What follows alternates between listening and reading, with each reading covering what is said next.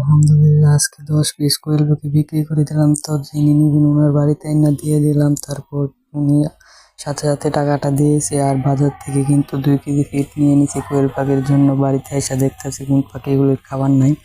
বোর্ডিংয়ে যে পাখিগুলো আছে এদের দেখতেছি খাবার নাই, এদেরকে খাবার দিতে হবে। আর আমাদের ডিম পাড়া পাখিদেরকেও খাবার দিতে হবে। তো আজকে কিন্তু আলহামদুলিল্লাহ আমি কিন্তু ইনকিউবেটর মেশিনে কিন্তু ডিম বসাবো। তো এই কারণে মেশিনের তলে আর কি একটা নেকড়া বিছিয়ে দিতেছি আর বিসমিল্লাহ করে লাইনটা দিয়ে দিতেছি। তো লাইনটা দেওয়ার সাথে সাথে দেখতে পাচ্ছেন যে বাতিটা ধরে উঠছে।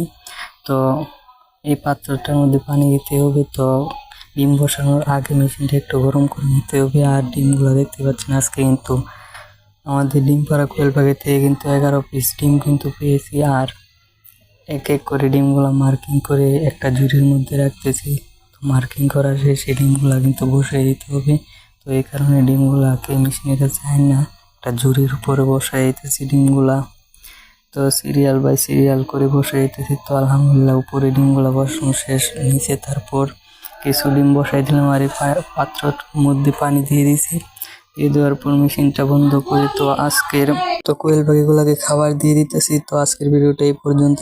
আসসালামু আলাইকুম।